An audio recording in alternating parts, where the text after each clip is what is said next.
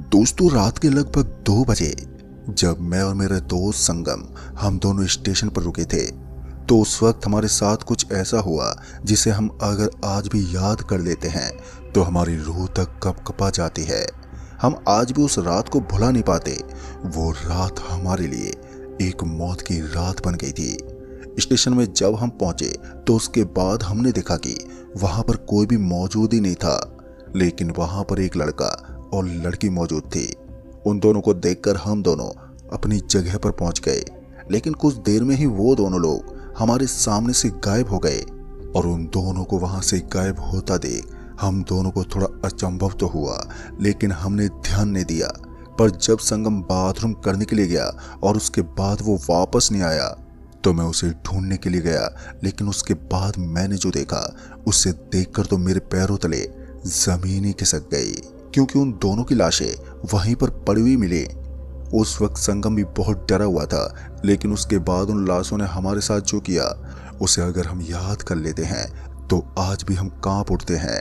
तो दोस्तों, क्या हुआ था हमारे साथ उस रात उस स्टेशन में, ये तमाम खौफनाक बातें सुनने के बाद आप लोग भी डर से सहम जाओगे, क्योंकि ये घटना कुछ है ही ऐसी डरावनी। दोस्तों, ठंडियों का महीना चल रहा था। संगम जो कि बड़ी जाति का लड़का था और मैं एक छोटी जाति से हूँ। हम दोनों बहुत ही अच्छे दोस्त थे और आज भी उसका घर मेरे बगल में है। और उस वक्त हम दोनों साथ में घुमा फिरा करते थे और साथ ही उनके घर वाले और हमारे घर वाले में काफ़ी अच्छी बनती थी। एक दिन हम दोनों को कानपुर जाना पड़ गया।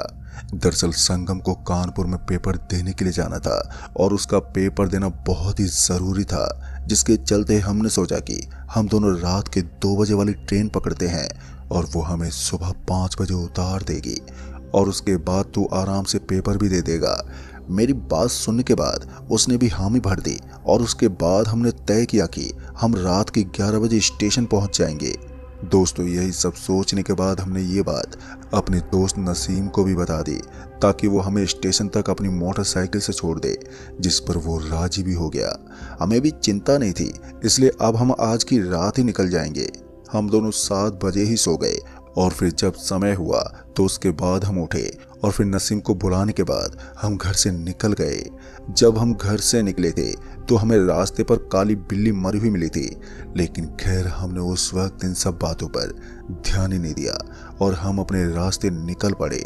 उस वक्त रोड पर पूरा सन्नाटा पसरा हुआ था। एक भी गाड़ी हमें दिखाई नहीं दे रही थी, क्योंकि गांव का रोड था और गांव के रोड पर तो गाड़ियों का आना जाना जल्दी ही बंद हो जाता है। हम लोग मस्त ठंडी ठंडी हवा का झोंका खाते हुए वहां से गुजर रहे थे, लेकिन उस वक्त हमें ठंडी भी बहुत लग रही थी। जब कुछ देर के बाद हम स्टेशन पहुंचे तो उसके बाद हमने देखा कि स्टेशन पर हमें कोई भी नजर नहीं आ रहा था, लेकिन दूसरे प्लेटफार्म पर हम लोग एक लड़का और एक लड़की को लेटे हुए देख रहे थे। उन दोनों को लेटा देख हम लोग हंसने लगे थे कि साले ऐसे लेटे हुए हैं जैसे कि घर के बेडरूम में हो। उस वक्त नसीम वहीं पर रुका हुआ था, लेकिन कुछ देर के बाद उसके घर से कॉल आ गया और फिर उसने भी जाने के लिए बोल दिया कि तुम लोग आराम से चले जाना और कोई दिक्कत हो तो मुझे कॉल कर लेना। उसकी ये बात सुनने के बाद हमने उसको बाय बोल दिया और वो वहां से चला गया। अब हम दोनों स्टेशन की सीट पर बैठे ट्रेन के आने का इंतजार कर रहे थे कि कब ट्रेन स्टेशन पर आएगी, लेकिन अभी हमारा सारा ध्यान उन्हीं दोनों लड़का लड़की पर ही था। अभी पूरे 2 घंटे बचे हुए थे, जिसके चलते हम दोनों फोन में लगे हुए थे और साथ ही उन दोनों की हरकतों को मैं देख रहा था। मुझे एक बात समझ में नहीं आ रही थी कि आज स्टेशन पूरा सुनसान कैसे पड़ा है। वैसे तो रात में भी यात्री यहाँ पर रहा करते थे। हमारा यहाँ का स्टेशन बहुत ही छोटा था और मैं अभी फोन ही चला रहा था कि तभी संगम ने कहा, भाई यार बहुत तेज टॉयलेट लगी है मुझे, तू यहीं पर बैठ, मैं अभी करके आता हूँ। उसकी ये बात सुनते ही मैंने उससे बोला, अच्छा ठीक है। मेरी बात सुनते ही वो निकल गया और मैं अभी फोन चला ही रहा था कि तभी जब मैंने सामने उस प्लेटफार्म पर देखा तो उसके बाद मैंने देखा कि अब वो लड़का लड़की मुझे कहीं भी नजर ही नहीं आ रहे थे। उन दोनों को ना देखकर मेरे तो होश ही उड़ गए। मुझे उस वक्त कुछ भी समझ में नहीं आया कि साले ये दोनों कहाँ पर चले गए। मैंने उन दोनों को स्टेशन पर चारों ओर देखा, लेकिन वो दोनों मुझे कहीं भी नजर ही नहीं आए। उनके नजर न आने पर मुझे थोड़ा अजीब लगा कि आखिर ऐसा कैसे हो सकता है कि कोई भी इंसान एक पल में मेरी आंखों से ऐसे ओझल हो सके। अभी मेरे मन में यही सब ख्याल ही चल रहे थे कि तभी मैंने देखा कि संगम अभी तक वापस नहीं लौटा। संगम को वापस ना लौटा देख मैं अब थोड़ा घबराने लगा था कि आखिर ये गया तो गया कहाँ। समय ज्यादा होने के कारण मुझे थोड़ी चिंता सताने लगी थी, जिसके चलते मैं वहां से उठा और उसके बाद मैं उसी तरफ जाने लगा जिस तरफ संगम गया हुआ था। फिर जब मैं स्टेशन के बने टॉयलेट में गया तो उसके बाद मैंने देखा कि वहां पर मुझे कोई नहीं दिखा। जब मुझे संगम वहां पर नहीं दिखा तो उसके बाद मैं और भी आगे गया, लेकिन जैसे ही मैं थोड़ा आगे गया तो उसके बाद मैंने देखा कि संगम वहीं पास में ही चुपचाप बैठा हुआ था। उसको वहां पर ऐसे चुपचाप बैठा देखकर मैं उस पर जोर से चिल्लाया और उसके बाद मैंने उससे बोला, अबे यहाँ पर तू क्या कर रहा है? मैं वहां पर तेरा इंतजार करते करते घबरा गया था। मेरी ये बात सुनते ही उसने मुझे कोई भी जवाब ही नहीं दिया। फिर बाद में जैसे मैं उसके कंधे पर हाथ रखा कि तभी मुझे पीछे से किसी की आवाज आई। किसी की आवाज को सुनते ही जब मैं पीछे की ओर मुड़ा तो मैंने देखा कि पीछे संगम खड़ा हुआ था और वो मुझे बोल रहा था। दोस्तों उस वक्त मुझे अपनी आंखों पर भरोसा नहीं हुआ और इसी के साथ जब मैंने वापस से उसी जगह पर देखा तो वहां पर मुझे अब कोई भी नहीं दिखा। अब ये सब देखकर तो मेरी बुरी तरह से रूह कांप गई। मुझे उस वक्त डर तो बहुत लगा, लेकिन मैं अपने डर को काबू में करके जब संगम के पास गया तो उसके बाद मैंने उससे बोला कि यार तू कहाँ चला गया था यार? जिसके बाद उसने बताया कि यार वो मेरी गर्लफ्रेंड का कॉल आ गया था ना, उसी से बात करने के लिए थोड़ा आगे चला गया था। क्यों, क्या हुआ? उसकी बात सुनते मैंने बोला कुछ नहीं, चल वहीं बैठते हैं। ये बोलने के बाद मैं उसको लेकर के अपनी सीट की ओर बढ़ने लगा। जब हम वापस से उसी जगह पर पहुंचे तो उसके बाद मैंने जो देखा उसे देखकर तो मैं सदमे में आ गया कि आखिर भला ऐसा कैसे हो सकता है। अब वो दोनों लड़का और लड़की उसी दूसरे प्लेटफार्म पर लेटे हुए थे। मुझे उस वक्त कुछ ना कुछ गड़बड़ लगने लगी थी। मुझे ऐसा लगने लगा था कि यहाँ पर कुछ तो है जो मुझे समझ में नहीं आ रहा है। अभी मैं इन्हीं सब ख्यालों में खोया हुआ था कि तभी संगम ने कहा, अरे भाई क्या हुआ तुझे? जिस पर मैंने उससे बोला, कुछ नहीं यार, मैं ये सोच रहा हूँ कि ये लड़का और लड़की अभी तक लेटे हुए हैं जैसे पहले लेटे हुए थे, लेकिन इन दोनों की कोई हलचल होती हुई दिखाई नहीं दे रही है। और जब तू चला गया था तो तब दोनों ये गायब हो गए थे। मैंने संगम को सब कुछ बता दिया, जिसके बाद उसने बोला, हो सकता है भाई वो तेरा वहम होगा, ज्यादा मत सोच, अगर कुछ होता है तो मैं हूं ना। उसकी ये बात सुनते मैंने भी हामी भरी, लेकिन कुछ देर के बाद अचानक से वहां पर कोहरा छाने लगा। कोहरे को छाता देख वहां पर ठंड बढ़ने लगी, क्योंकि जैसे जैसे रात गहरी होती जा रही थी तो वैसे वैसे ठंड भी बढ़ती जा रही थी। हम दोनों घर से चादर भी लाए हुए थे ताकि अगर हमें ठंडी लगे तो हम उसे ओढ़ लें। थोड़ी देर के बाद इतना कोहरा छा गया कि हमें सामने वाला प्लेटफार्म तक नजर नहीं आ रहा था, जिसके चलते संगम ने कहा कि भाई मैं थोड़ी देर के लिए लेट रहा हूँ, जब ट्रेन आ जाए तो मुझे बता देना। संगम की ये बोलते ही मैंने चादर निकाली और उसके बाद मैंने उसे ओढ़ ली, लेकिन अभी मैं चादर को ओढ़ ही रहा था कि तभी संगम खर्राटे मारने लगा।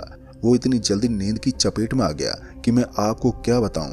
खैर मेरी भी उस वक्त आंख लग गई थी, लेकिन जब कुछ देर के बाद मुझे ठंड लगनी महसूस हुई तो उसके बाद मेरी आंख खुल गई। दरअसल आंख के खुलते ही हमारी चादर अब हमारे पास नहीं थी। अब ये देखकर तो मैं बहुत ही ज्यादा घबरा गया, और फिर जब मैंने उठकर देखा तो मुझे अपनी आंखों पर भरोसा ही नहीं हुआ, क्योंकि हमारी बगल वाली सीट पर वही दोनों लोग बैठे हुए थे। उन दोनों ने हमारी चादर ओढ़ रखी थी। मैंने उस वक्त संगम को उठाया और उसके बाद मैंने उससे बोला कि भाई ये देख, दोनों यहाँ पर कैसे आ गए? जब मैंने संगम से ये कहा और उसने जब उन लोगों पर ध्यान दिया तो वो भी पागल सा हो गया। उस वक्त हम दोनों घबरा गए थे, और उसके बाद हम जब उठे और फिर संगम उन दोनों के पास गया तो उसके बाद उसने उनसे कहा कि अरे भाई कौन हो तुम लोग और हमारी चादर कैसे ले ली? जब संगम ने उससे ये बात बोली तो उसके बाद उन लोगों ने कोई भी जवाब ही नहीं दिया, और फिर इसी के साथ जब संगम ने गुस्से में उन लोगों के ऊपर से चादर हटाई तो उसके बाद हम दोनों के तो पसीने छूटने लगे, क्योंकि हमने देखा कि अब वो दोनों वहां पर थे ही नहीं। अब ये सब देखकर हमें अपनी आंखों पर भरोसा ही नहीं हो रहा था। उस समय कोहरे की वजह से हमें वहां पर ठीक से दिखाई भी नहीं दे रहा था। हम दोनों उस वक्त बहुत ही ज्यादा डर गए थे, जिस वजह से संगम ने बोला, भाई यहाँ पर कुछ तो है, वो लोग लगता है इंसान तो नहीं है, मुझे लगता है बहुत ही है वो लोग, क्योंकि उनकी हरकतें पूरी आत्माओं की तरह है। अभी हम दोनों आपस में ऐसी ही बातें कर रहे थे कि तभी एकदम से मेरे कंधे पर किसी ने हाथ रखा और उसके बाद जब मैंने पीछे मुड़कर देखा तो मैंने पाया कि पीछे वही लड़की खड़ी हुई थी, लेकिन उस लड़की का चेहरा बहुत ही भयानक था, जिसे देखकर तो मेरी रूह कांप रही थी। अभी मैं डरा सहमा उस लड़की के सामने ही खड़ा था कि तभी मुझे संगम की चीख सुनाई दी। संगम की चीख को सुनते ही जब मैंने संगम को वापस से पीछे मुड़कर देखा तो मैंने पाया कि संगम अब वहां पर था ही नहीं। संगम को वहां पर ना पाकर मेरी तो हालत खराब होने लगी। मैं अब बहुत ही ज्यादा घबरा गया था कि आखिर संगम गया तो गया कहाँ। अभी मैं यही सब सोच रहा था कि तभी जब मैंने उस लड़की की ओर देखा तो अब वो लड़की भी मुझे नहीं दिखी। अब ये सब देखकर मेरे अंदर डर की सीमा बढ़ने लगी। मैं अब परेशान होने लगा। अभी मैं परेशान ही वहां पर खड़ा था कि तभी मेरे कानों में संगम की आवाज पड़ी। संगम की आवाज को सुनते ही मैं सीधा उसी तरफ भागने लगा। जब मैं भागते उसके पास पहुंचा तो मैंने देखा कि वो रेलवे की पटरी पर लेटा हुआ था। उसको वहां पर देखकर मैं जब उसके पास गया तो फिर मैंने उसको जल्दी से उठाया और फिर उसे लेकर के प्लेटफार्म पर आ गया और वहीं की एक सीट पर बिठा दिया। जब मैंने उसे वहां पर बिठा दिया तो उसके बाद उसने मुझसे बोला कि भाई यहाँ से जल्दी से निकल, नहीं तो वो दोनों हमें नहीं छोड़ेंगे। जब मैंने उसकी बात सुनी तो फिर मैंने उससे कहा कि रुक, मैं नसीम को कॉल करता हूँ। जैसे मैंने अपना फ़ोन निकालना चाहा कि तभी वहां पर किसी ने मेरा फ़ोन छीन लिया और इसी के साथ ही जब मैंने इधर उधर देखा तो मुझे वहां पर कोई भी नहीं दिखा। जब मुझे वहां पर कोई नहीं दिखा तो उसके बाद मैं और भी ज़्यादा डरने लगा। अब मैं वहां पर संगम के साथ चुपचाप बैठ गया, लेकिन संगम ने कहा भाई यहाँ से भागना ही हमारे लिए अच्छा होगा। जिस पर मैंने उससे कहा भाई तेरी हालत वैसे भी बहुत ख़राब है, तो कैसे भागेगा। जब मैंने उससे ये बोला तो उसके बाद वो उठ गया और उसने कहा कि यहीं पर बैठे बैठे ट्रेन के आने का इंतजार करते हैं, कुछ देर के बाद ट्रेन भी आने वाली है। संगम की ये बात सुनने के बाद मैंने उससे कहा ठीक है, लेकिन हम दोनों एक साथ ही रहेंगे। वो मुझे बोले जा रहा था कि मेरा पेपर देना बहुत ही ज़रूरी है, क्योंकि पुलिस का जो पेपर था। खैर उस वक्त हम दोनों डरे से हमें वहीं पर बैठे रहे और उसकी कुछ देर के बाद ही अचानक से वहां पर ठंड बढ़ने लगी। ठंड की वजह से हम दोनों पूरी तरह से कांपने लगे। मुझे उस वक्त कुछ भी समझ में नहीं आ रहा था कि आज स्टेशन में ये सब हो क्या रहा है। मैं उस वक्त यही सब सोच रहा था कि तभी एक लड़की की चीख हमारे कानों में पड़ी, जैसे कि उसे कोई मार रहा हो। जब मैंने वो चीख सुनी तो उसके बाद मैंने अपने आसपास देखा, लेकिन मुझे वहां पर कोई नजर ही नहीं आया। लेकिन वो चीख आनी बंद नहीं हुई, जिसके चलते मैंने संगम को बोला भाई तू यहीं पर बैठ, मैं देखता हूँ ये कौन है, क्योंकि वो चीख मेरे पीछे से आ रही थी। जिस वजह से मैंने सोचा कि मैं एक बार जाकर देख लूं कि शायद कोई लड़की ना हो। दोस्तों यही सब सोचकर जब मैं वहां पर गया तो उसके बाद मैंने देखा कि वहां पर मुझे कोई भी नहीं दिखा, लेकिन अचानक से किसी ने मुझे धक्का मारा और ट्रेन की पटरी पर मैं जाकर गिर पड़ा, जिस वजह से मुझे काफी चोट आ गई। लेकिन जब मैंने वहां से उठने की कोशिश की तो उसके बाद मैं वहां से चाहकर भी नहीं उठ पा रहा था। मैं उठने के लिए दम तो लगा रहा था, लेकिन उसका कोई भी फायदा नहीं हो रहा था। और जब मैंने संगम को आवाज लगानी चाही तो उसके बाद मेरे मुंह से आवाज भी नहीं निकली। मैं बोल तो रहा था, लेकिन मेरे मुंह से आवाज नहीं निकल रही थी। मैं वहां पर इस कदर डर चुका था कि मुझे खुद ऐसा लगने लगा था कि अब मैं मरने वाला हूँ। मेरे मन में अभी यही सब सवाल उमड़ रहे थे कि तभी मैंने पाया कि मेरे बगल में वही लड़की और वही आदमी दोनों तरफ लेटे हुए मुझे घूरे जा रहे थे, वो भी भयानक भरी नजरों से। और इसके साथ ही सामने से ट्रेन भी मुझे आती हुई दिखाई दे रही थी। उस समय मैं बहुत ही ज्यादा डर चुका था, क्योंकि एक तरफ ये दोनों भयानक रूप में थे और ऊपर से ट्रेन भी सामने से आ रही थी। फिर उस वक्त मेरे दिमाग में अपने कुल देवता की सूझी। मैंने उनका नाम लेना शुरू किया और उसी के साथ ही मैं पूरी जान लगा कर उठा और उसके बाद अपने प्लेटफार्म पर चढ़ गया। जैसे मैं ऊपर चढ़ा कि तभी ट्रेन भी वहां पर आ गई और मैं वहां से भागते हुए संगम के पास गया। और उसके बाद उसने बोला तू कहाँ चला गया था, एक ट्रेन आ गई है। ट्रेन जैसे स्टेशन पर रुकी कि मैं उस पर जल्दी से चढ़ गया। जब हम ट्रेन में चढ़े तो उसके बाद मैं बहुत ही ज्यादा डरा हुआ था। संगम मुझे देखकर बोल रहा था क्या हुआ तेरे साथ, लेकिन उस वक्त मैंने उससे कुछ नहीं बोला और उसके बाद ट्रेन भी वहां से चल पड़ी। ट्रेन के वहां से निकलने के बाद हम लोग समय पर कानपुर पहुंच गए और उसके बाद मैंने संगम का पेपर दिलवाया और फिर जब उसका पेपर हो गया तो हम शाम की गाड़ी से वहां से वापस अपने घर आ गए। दोस्तों घर पर आने के बाद मैं बहुत ही बीमार हो गया और उसके बाद मैंने डॉक्टर को दिखाया। पर फिर भी मुझे आराम नहीं हुआ। जब मुझे आराम नहीं मिला तो उसके बाद मैंने और संगम ने वो सारी बात घर वालों को बता दी। घर वालों को बात बताने के बाद घर वालों ने हमें बहुत चिल्लाया और उन्होंने कहा कि ये बात हमें पहले क्यों नहीं बताई। घर वाले मुझे एक बाबा के पास ले गए जो कि हमारे गांव में रहा करते थे और वो इन सब चीज़ों को ठीक कर देते थे। जब मैं उनके पास पहुंचा तो मैं उसकी आवाज़ सुनकर उसके पास नहीं जाना था। उनकी ये बात सुनकर ही मैं हैरान हो गया। दरअसल उन्होंने बताया कि कुछ दिन पहले उन दोनों की मौत उसी स्टेशन पर हुई थी और उनकी आत्मा तुम पर हावी है। उनकी ये बात सुनते मैं हैरान हो गया और बाबा से कहने लगा कि बाबा मुझे कैसे भी करके इससे छुटकारा दिलवा दो। मेरी बात सुनने के बाद उन्होंने बोला कि तुम दोनों ठीक हो जाओगे।